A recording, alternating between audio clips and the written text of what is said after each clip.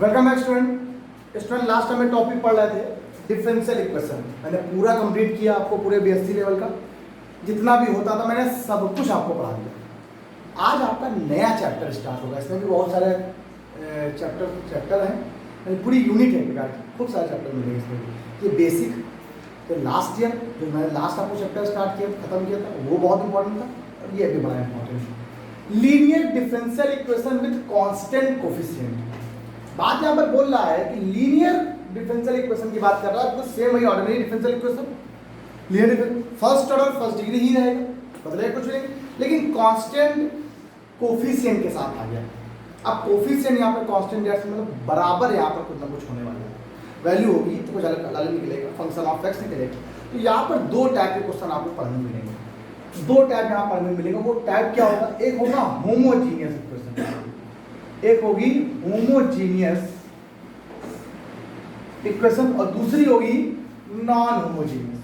अच्छा, इसको थोड़ा सा अगर हम पर्टिकुलर में बताएं आपको, नॉन होमोजीनियस थोड़ा समझाएं। ये लीनियर डिफरेंशियल इक्वेशन क्या है सबको मालूम है, आप सब जानते हो कि अगर general form of the general form of nth term of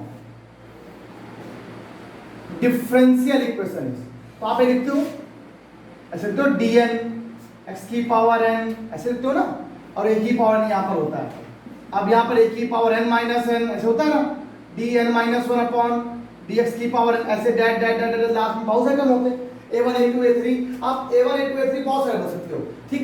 यहाँ पर कुछ नहीं है, यहाँ पर ये a1 हो जाएगा, a1 मान लो उसको, कोई भी constant a1 a2 a3, last में क्या है यहाँ पर क्या मान लो an y बराबर, जब 0 हो जाएगा यहाँ पर बराबर 0, ठीक। an y n क्या हो जाएगा y बराबर, ये यहाँ से शुरू नहीं यहाँ पर कुछ कांस्टेंट है, यहाँ पर जो dn x की पावर है प्लस a1 कोई कांस्टेंट है, फिर a2 है, फिर a3 है, फिर a4, यहाँ पे नहीं मानो पहले वाले, आप पहले मान सकते हैं। हमेशा पहले में कुछ नहीं होता, आपको पता है ना। आप जब इक्वेशन पढ़ रहे थे लीनियर इक्वेशन में, तो फर्स्ट टर्म में कभी भी कुछ नहीं आया था, d2y अपॉन dx2 या ddx ऑफ y, x भी होता था तो x से डिवाइड कर दिया था, तो x यहाँ इसके बाद कुछ नहीं होगा, तो वही है यहाँ पर फंक्शन दिया गया। अभी फंक्शन है किसका? y का, तो यहाँ पर y भी तो साथ में, ठीक। एक देखो क्या है, डिक्रीजिंग फॉर्म में लिख रहा होगा, ये पावर कैसी है n, ये पावर कैसी है n माइनस 1, ये पावर कैसी है n माइनस 2, अगली पावर कैसी है n माइनस 3, डैट डैट ऐसे कितना है लास्ट में, कुछ नहीं, खत्म हो गया भाई। यहाँ पे n माइनस 1 हो जाए कि नहीं जाएगा, तो 0 हो जाएगा, तो y बच जाएगा। अब a1 a2 a3 a4 क्या हो जाएगा यहाँ पर an। अच्छा, बराबर यहाँ पे क्या है q, ये है लीनियर इक्वेशन, ये तो लीनियर इक्वेशन हो गई। अगर यहाँ पर q वैल्यू 0 हो जाए, q वैल्यू क्या हो जाए 0, इसे बोलेंगे होमोजीनियस लीनियर इक्वेशन। और अगर q साथ में रहेगा तो क्या बोलेंगे? अब q is the function of x, जहां पर q होगा फंक्शन होगा किसका? x का फंक्शन होगा। ये बात आप पहले ही पढ़ चुके हो, लीनियर डिफरेंशियल इक्वेशन मैंने पढ़ाया था आपको कि q x का फंक्शन होता है। अगर y का वो है तो, अगर y के रिस्पेक्ट पे आप y as a independent variable है तो, डिपेंडेंट वेरिएबल, इंडिपेंडेंट तो ही होता है। अगर y एज अ फंक्शन माना है तो q यहाँ पर कैसा फंक्शन आएगा? x का फंक्शन आएगा। ये आप पहले ही कंसीडर कर चुके हो। यहाँ पर पढ़ना क्या है, इसलिए तो कुछ टर्म पढ़ने हैं आपको। हम आपको सिर्फ पहले आज पढ़ाने वाले हैं होमोजीनियस के बारे में। इसके बारे में, होमोजीनियस के बारे में। तो होमोजीनियस में जो भी इक्वेशन आएंगी किसके फॉर्म में आएंगी? बराबर 0 के फॉर्म में आने वाली। अच्छा, अब यहाँ पर थोड़ा सा समझाना है मुझे, क्या बनाना? डिफरेंशियल का यहाँ मतलब होता है, d का मतलब होता है यहाँ पर कैपिटल D का मतलब होता है डी डी एक्स ऑफ, क्या मतलब होता है? इस d का मतलब यहाँ पे क्या हो जाएगा? D D x of. आपको पढ़ना पड़ेगा, आपको याद रखना पड़ेगा। d का मतलब डी डी एक्स ऑफ, किसका? y का है तो y का, x का है तो x का, dy है तो dy हो जाएगा साथ में, dz है तो dz हो जाएगा, जिसका भी हो फंक्शन y का होगा तो y का लिख देंगे, और चलो इस तरह हमेशा x के रिस्पेक्ट पे होगा सारा क्वेश्चन। d का मतलब ही x हो। अच्छा, कहीं मान लो अगर d2 लिख दिया तो d2 अपॉन dx2। मैंने फिर एक बात बोली आपसे, यहाँ पे मैंने कोई फंक्शन नहीं लिखा है। अगर मैं फंक्शन लिख देता हूँ, मान लो मैंने फंक्शन लिख दिया सामने, सर मान लो dy लिखा होगा, अब क्या लिखोगे? ddx ऑफ, क्या लिखोगे आप लोग? ठीक, तो भी हम लोग इसको भी ddx ऑफ y को भी dy मान लेंगे, तो मतलब क्या बन गया? फिर d में और उसमें क्या डिफरेंस आ जाएगा? आएगा डिफरेंस, आपको ये समझ में आएगा। पर d का मतलब होता है डिफरेंशिएशन, सबको मालूम है किसका? y का। रेस्पेक्ट हमेशा x रहेगा, क्या रहेगा? अच्छा, ये बात क्लियर होगी, करना है सीधे क्वेश्चन स्टार्ट करना। इसमें फिर एक वर्ड आएगा अब बात आती है यहाँ पे, जब क्वेश्चन सॉल्व करने वाले होंगे तो यहाँ पर दो वर्ड निकालेंगे, दो क्वेश्चन को सॉल्व करेंगे। एक होगा एक्सिलरी इक्वेशन निकालेंगे, क्या निकालेंगे? ए। एक होगी क्या? Axillary equation. एक होगा कॉम्प्लीमेंट्री फैक्टर, क्या निकालेंगे हम लोग? सीएफ। क्या निकालेंगे बेटा? Complementary factor. लिख देते हैं,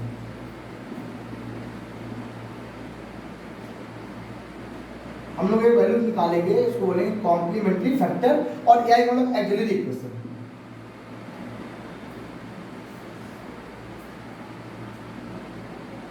एक्सिलरी इक्वेशन, एक्सिलरी इक्वेशन ए होगी।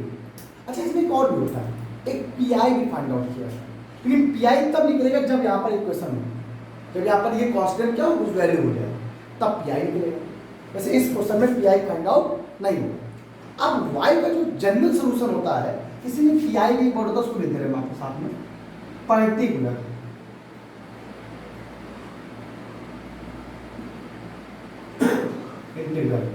ओके। अच्छा, एक बात और, पीआई बहुत इंपॉर्टेंट। एक होता है जीएस, जनरल सॉल्यूशन। क्या होता है? जनरल सॉल्यूशन होता है सीएफ प्लस पीआई, यही मेन है। लेकिन जनरल सॉल्यूशन कहाँ निकलेगा? हमेशा इसमें निकलता है, इसमें, क्योंकि इसमें भाई जनरल सॉल्यूशन के लिए यहाँ पर क्यों होना चाहिए, इसमें क्यों है ही नहीं, क्योंकि सिर्फ आपका ऐसे कॉम्प्लीमेंट्री फैक्टर से काम बन जाएगा।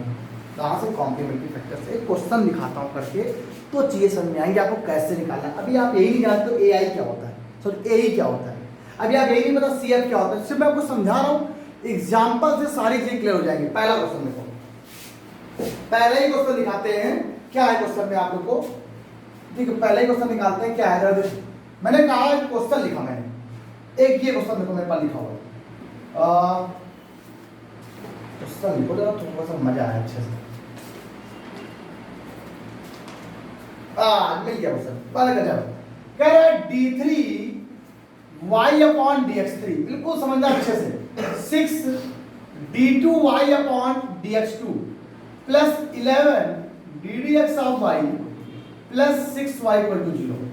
ओके, अब यहां पर सीधे आप लिखिए क्वेश्चन को। अब मैं आपको समझा देता हूं। ये जो लिखा हुआ है क्वेश्चन लिखो, इसको टी के फॉर्म में लिखो। इस फॉर्म में लिखो, कैसे लिखोगे आप बताओ तो? क्या लिखा हुआ? देखो d3y, ये 6 d2y plus 11 dy plus 6y equal to 0। आपने यहाँ पे कॉमन क्या ले लिया बताओ जरा? y कॉमन आ रहा है, वो y कॉमन तो आ रहा है, y बाहर हो गया। ये आपकी इक्वेशन एक बन गई, बन गई। अब मुझे क्या करना है? इसकी एक्सिलरी इक्वेशन निकालनी। क्या निकालनी है? Axillary equation, for axillary equation. क्या लिखेंगे? फॉर एक्सिलरी इक्वेशन के लिए निकालेंगे। क्या निकालेंगे हम लोग यहाँ पर?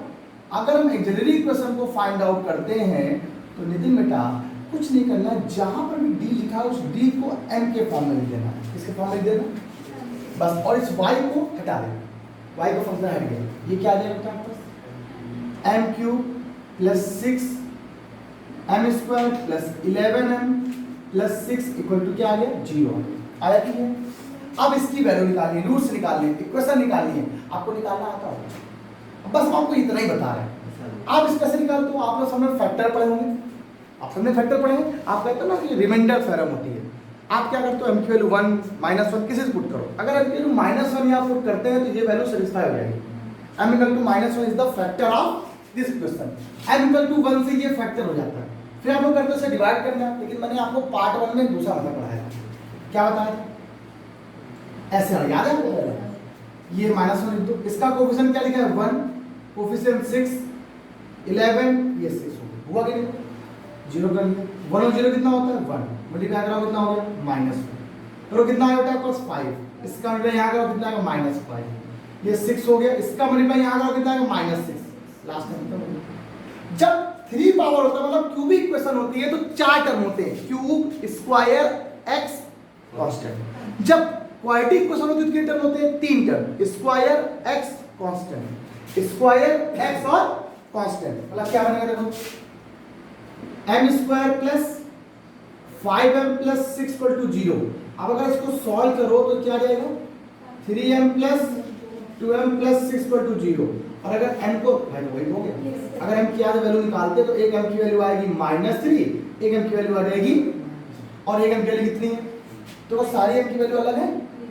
अब आपने एक एसिम्प्टोट चैप्टर पढ़ा था यार, एसिम्प्टोट्स, उसमें आपने m की वैल्यू, डिफरेंट m की वैल्यू पर c की वैल्यू अलग अलग आती थी, उसके लिए एक फॉर्मूला पढ़ा था आपने।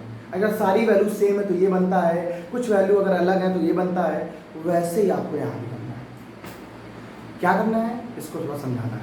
क्या, अगर आपके पास एक्सिलरी इक्वेशन से जो m की वैल्यू आई है वो सारी वैल्यू कैसी है, रियल में आई है, डिस्टिंक्ट आई है, अलग अलग आई है, तो उसके लिए कॉम्प्ली फैक्टर का फॉर्मूला अलग होगा। कुछ दो वैल्यू सेम आई है तो कॉम्प्ली फैक्टर का फॉर्मूला, कॉम्प्लीमेंट्री फैक्टर का फॉर्मूला अलग हो जाएगा। अगर कोई दो जो वैल्यू आई वो कॉम्प्लेक्स में आई है उनका फॉर्मूला अलग हो जाएगा। दो कॉम्प्लेक्स नंबर अलग अलग आए तो ये चीज मुझे लिखवाना है आप लोगों को। तो पहला काम आपके पास इतना नोट करो, ये आपको समझ में आया किसी क्वेश्चन को कैसे निकालते हैं। ये बताओ ये क्वेश्चन है कैसी, होमोजीनियस की नॉन होमोजीनियस? होमोजीनियस। होमोजीनियस में क्यों नहीं होगा, क्योंकि यहाँ पे कितनी है, जीरो। ठीक, अगर जी हो जाएगा तो साथ में क्या हो जाएगा, नॉन होमोजीनियस। इस दो वीडियो में आप लोग को नॉन होमोजीनियस पढ़ाऊंगा, पहले होमोजीनियस बताऊंगा आज की वीडियो में और नेक्स्ट वीडियो में, और ये आज की वीडियो में ही पूरा क्लियर हो जाएगा। लेकिन फिर भी एक क्लास लेना जरूरी होता है, वैसे हम एक ही क्लास में पढ़ा देंगे आप लोग पूरा लगभग। तो इतना नोट करो पहले, क्या बताना शुरू करते हैं।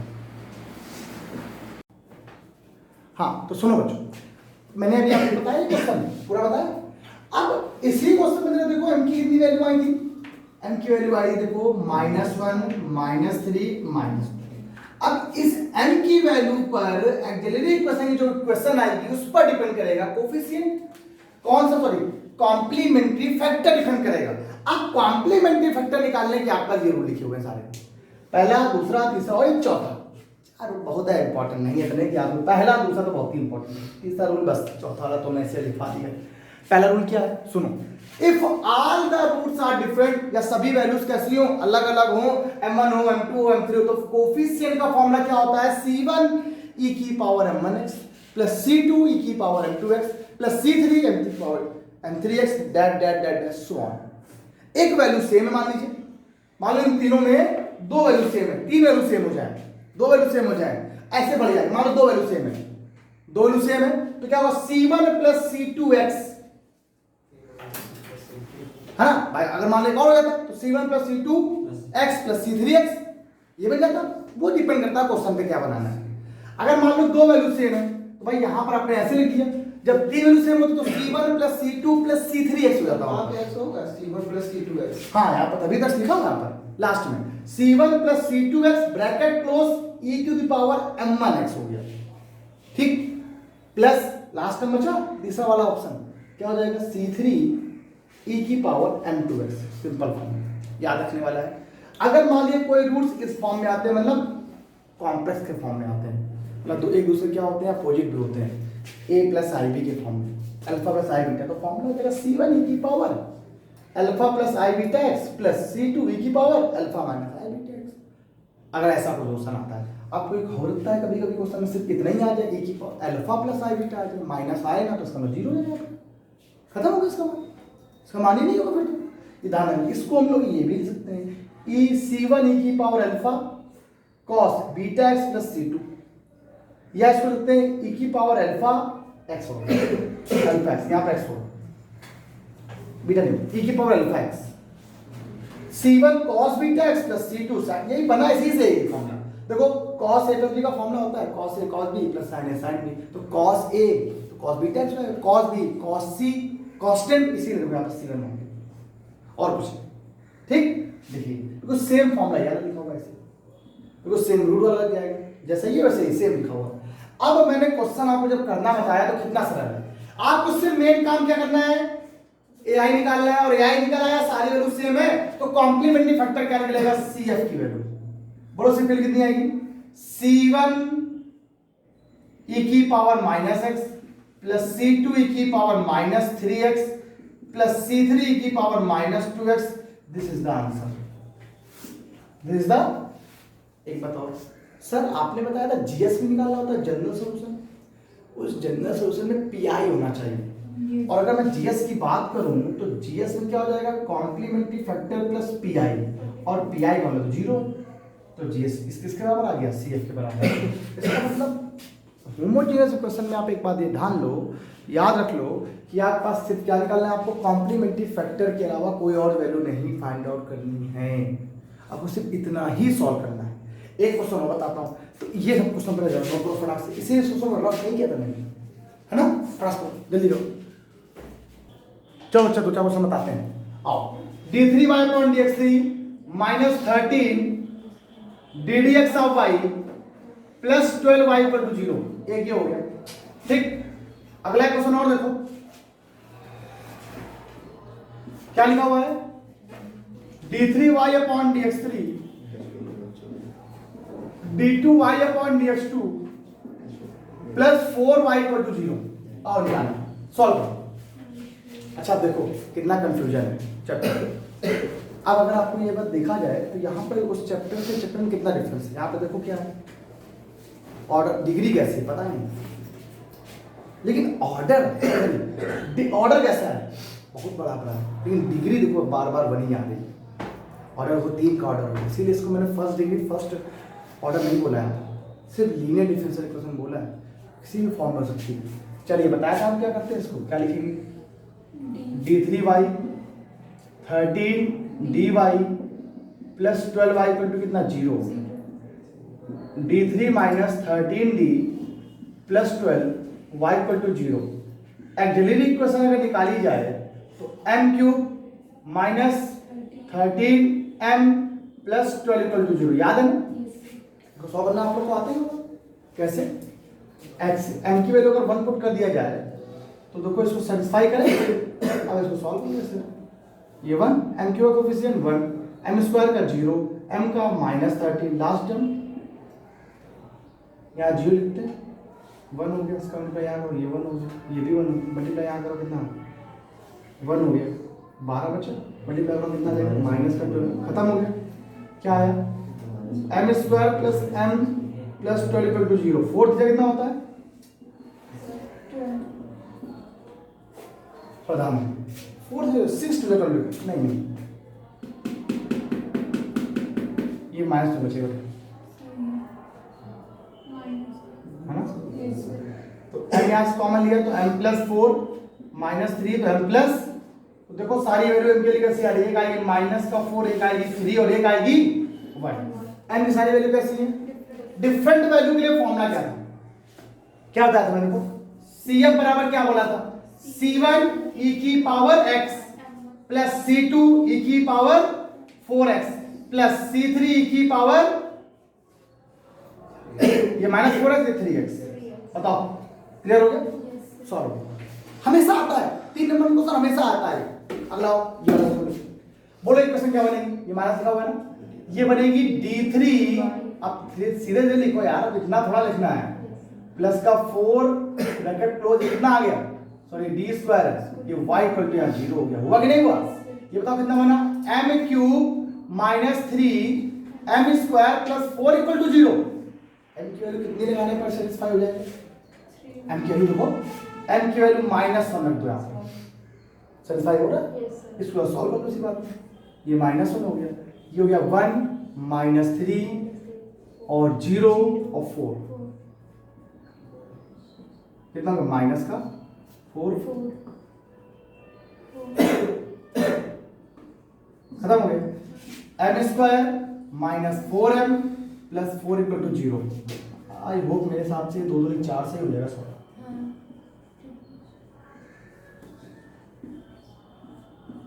ये तो फॉर्मूला बन रहा है यार, a प्लस b का होल स्क्वायर m माइनस 2 का बराबर 0, m की वैल्यू कितनी आ गई है माइनस 2 माइनस 2 और माइनस 1, दो वैल्यू सेम आई, क्या फॉर्मूला होगा c1 plus c2 x e की power minus 2x plus c3 e की पावर माइनस x, आंसर हो गया, प्रॉब्लम जो तुमने कहा वही मैंने कर दिया, बता दिया, समझा दिया, क्लियर करा दिया, आप मेरे पास छोटे छोटे क्वेश्चंस थे, इससे ज्यादा यार हरी क्या क्वेश्चन है, नेक्स्ट टाइम पे इसके आगे वाले नॉन होमोजेनियस बताए जाएंगे। आज के इतना ही, बाय बाय।